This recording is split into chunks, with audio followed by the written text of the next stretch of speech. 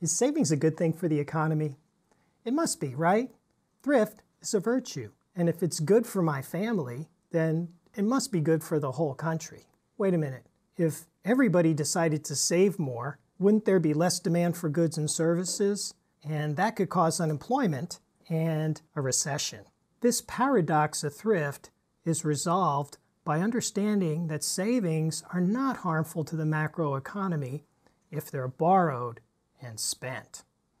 Financial intermediation is getting funds in the macroeconomy from savers to borrowers. How's that done? Through a variety of institutions, banks, other depository institutions like savings and loans and credit unions, investment banks like Goldman Sachs, money market funds, mutual funds, hedge funds, and more.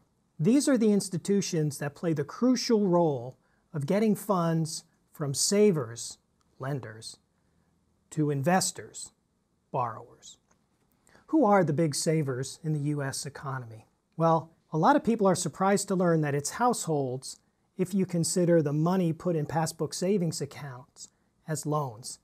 And they definitely are, because the banks are the financial intermediaries that are going to shuttle those funds to our big borrowers. Another big player in the U.S. economy is foreign entities, foreign central banks, foreign businesses, foreign citizens lending money to the U.S. economy. These savings are shuttled through financial intermediaries via loans to the big borrowers. And who are the big borrowers in the U.S. economy?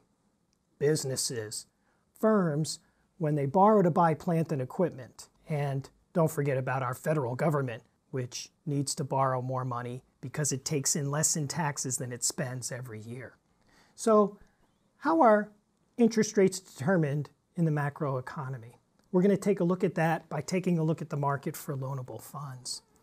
In this diagram, we put the real interest rate on the vertical axes. And I just want to make sure everyone's perfectly clear on what the real interest rate is. So if you go to get a car loan and they charge you 6%, and over the course of the loan, inflation is 4%, then if you think about it, the bank has earned 2% in real interest. And that's what we're measuring here, the real reward for loaning money.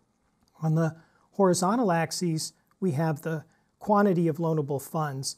This is the amount of funds that are actually shuttled from savers to investors, and that's measured in dollars. So here comes the demand for loanable funds.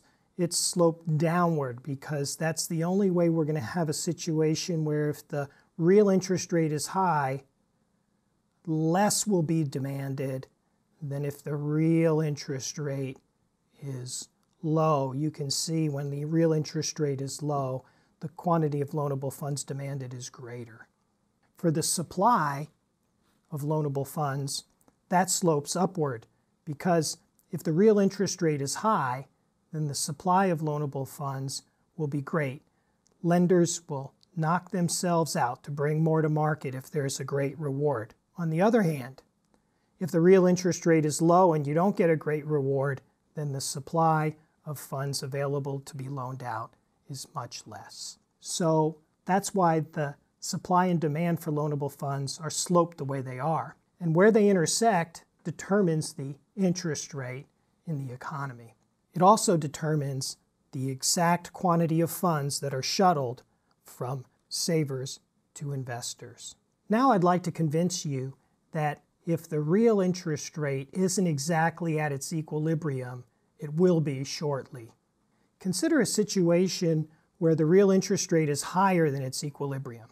Come on across, and you see the first thing you bump into is the demand for loanable funds. The supply of loanable funds is greater than the demand. So we call this distance an excess supply of loanable funds. So think about it. I can't loan out all the money I want to, unless I charge lower interest, and that drives the rate of interest down. Just the opposite on the other side. If the rate of interest was lower than the equilibrium, the supply is less than the demand. So we call this excess demand. In this situation, I could raise the rate of interest I'm charging for my loans, and still loan out all I have, and so this drives the real interest rate upward. In short, if the real interest rate is not at its equilibrium, it should be shortly. Now would be a great time for you to try some practice problems on these issues.